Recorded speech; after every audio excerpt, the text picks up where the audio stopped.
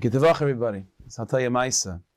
You know, back in the earlier years of the movement of Chassidus of the Baal Shem, so you know that there was a large opposition to it, the group of the Misnagdim against the Chassidim.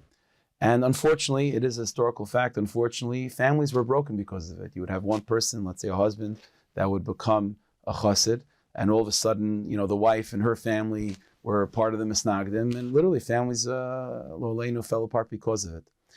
So the Maisa goes that there was a particular young man who was a Talmud Chacham in his own right, and he became attracted to the ways of the Baal Shem, and he became a Chassid. Now, at the same time, his father-in-law, his wife's father, was not a Chassid, although he was not a Misnagid either, but he was certainly cautious and was willing to give a proper investigation to the way of the Baal Shem and to see if it's okay, and you know, if it's something that drastic measures should be taken, you know, in terms of his daughter and the marriage and so on. But he wanted to investigate. Okay.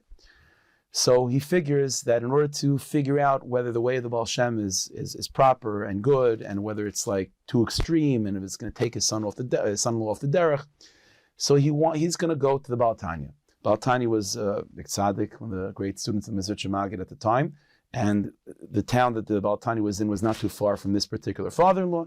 So he figured he's going to go there for a Shabbos, and he'll see what's going on, and he'll make his decisions after that Shabbos, how he'll deal with his son-in-law. Okay, so he goes there, and happens to be that Shabbos that he sees by Baal Tanya, nothing strange was going on. You know, it was regular davening and minyanim and learning, and it was very, very nice. And so after the whole Shabbos was over, he was very impressed by the Baal Tanya. He was impressed with all the Chassidim, and certainly the result of his investigations was that he's more than happy for his son-in-law to be a Chassid. And that was what he was going to tell his daughter, and everything should be fine. But there was one thing that was bothering him. There was one thing that he saw that was bothering him over Shabbos. Not enough to make a big stink in the family, but it was bothering him, which is that he saw by the students of the Baal Tanya that they were spending a lot of time over Shabbos learning Chassidus, learning about Pnimis HaTorah. They were spending a lot of time learning it. And this bothered him a little bit, that they were spending so much time on that to the sacrifice of spending more time in Gemara and Halacha, you know, the regular limudim, so to speak. So this is, again, he saw everyone was healthy and happy and so on, so he was happy for his son to be part of it, but this bothered him. So he figured, listen, he sees people, you know, going to the Rebbe for Yechidus Baal Tanya, so I'll also give Shalom on my way out, and I'll raise this issue. I'll ask him the question. So fine. So he goes to the Baal Tanya, and he doesn't say why he was there for Shabbos, so the Baal Tanya probably knew. But he goes to the Baal Tanya, and he says, you know, it's beautiful. I'm not coming from this place of the Baal Shem Tov, but I appreciate it. It was mamish beautiful. But I just have one question. I'm not trying to antagonize. I'm just legitimately asking a question. Why do you and your Chassidim spend so much more time? Maybe it's only Shabbos, but you spend so much more time on Chassidus and other things. You know, shouldn't the main learning of the day be Gemara and Halach and so on? So Baal Tanya appreciated that the question was coming from a sincere place. So Baal Tanya said, "Let me ask you something. What do you do for Parnasa?" So the Yid said, "I have a business that's how I make my Parnasa." So Baal Tanya said, "And how much funds are in the business?" So he gave a certain number, whatever the funds are, and the Baal Tanya said, "And how much of that was your funding, you know, and how much of it was money that you borrowed from other people in order to start the business and to maintain the business?" So he said, you know, I basically put all my money, you know, in the business to start it, and even that wasn't enough. I had to borrow from friends and family and so on. But now, Baruch Hashem, the business is going and it's profitable. But certainly in the beginning, I had to put basically everything I had into it. So Baal Tanya said, "But I don't understand. You're a learned person, Talmud Chacham. The Gemara says that the way a person should divvy up their money is in the following way.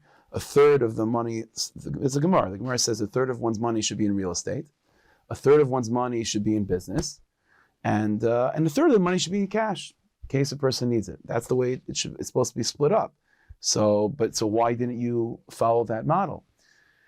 So the person said, "Okay, that is a good question. The Gemara does say that." And the person said, "You know what I would say? I would say that the Gemara is suggesting that model of a third real estate, a third business, and a third cash that's probably when the business environment is stable and everything's fine, and it's just a matter of how to divide up your funds. Okay, so this is the way it's supposed to be. But if the business environment is shaky to begin with, then a person has no choice but to take extreme risks. So it is risky, said the person Baal Tanya, to put all my funds in the business. It is risky, but what can I tell you? Without putting all my funds in it, the business would not take off. And so if everything is set up normally in the Masuda, everything's fine, okay, then you follow the method of the Gemara. But to start off the business, you sometimes have to take extreme risks in order to have extreme rewards.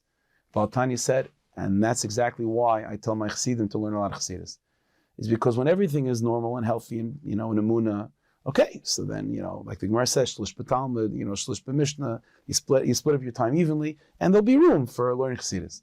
But he says, but at a time of where the atmosphere, the business atmosphere, so to speak, is shifting, and it's not so settled, then you have to take extreme risks. And you're right, it is risky to spend so much time learning about Emunah and Elokus.